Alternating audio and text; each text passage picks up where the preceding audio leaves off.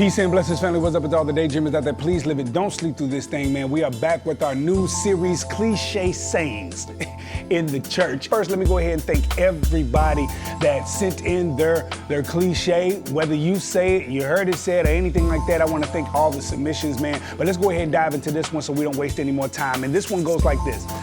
But Jesus hung out with sinners, bruh. Now, this particular cliche I have a love for, but I also have a hate for it. I love it because it speaks to the heart of what the gospel is about, what Jesus is all about. But then I hate it because it's used more so as a means to attack and justify one's wrong. So the question that I am presenting is the motive behind being around what we would deem as sinners. Now in Luke chapter 15, verse 1 and 2, it reads that, now the tax collectors and the sinners were drawn near to him. Or you might hear it said like this, now the tax collectors and the sinners came to hear him speak. And the Pharisees muttered under their breath, hey, this guy welcomes sinners and sits down and eats with them. The question that we have to ask ourselves is, why are these individuals around us? When we say, but Jesus hung around sinners, understand that he hung around them because they were drawn to him. And not only individuals who wanted to hear the gospel, who was curious about the gospel, but he also had people like the Pharisees, the Sadducees, and the teachers of the law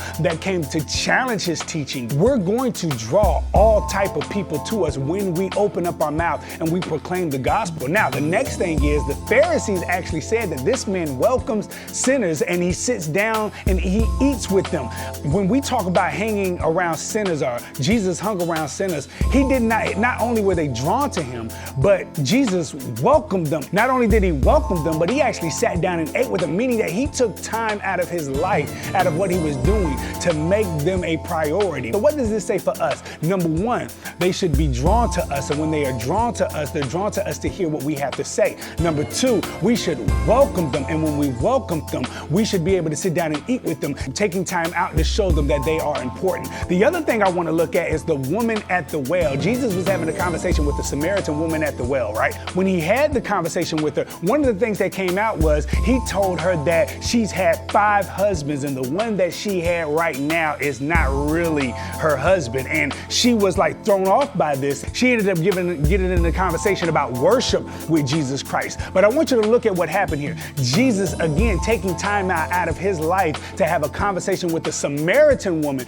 who to the Jews was considered like half-breeds. They were considered like dogs. But look what he does. He welcomes her, he sits down with her, and then he reveals to her what was wrong in her life. Then they have a conversation about worship, and Jesus takes the time out to point her to the direction of what true worship is. So what does this mean for us? We need to sit down and we actually need to draw these people to us, number one, by our lifestyle and actions and the things that we're saying, so that they can hear the gospel of Jesus Christ. We need to welcome them into our presence, sit down and eat with them, take time out for their lives, but not only that, reveal to them the things that they need to change in their lives, and then also point them to what true worship is. But here's the catch.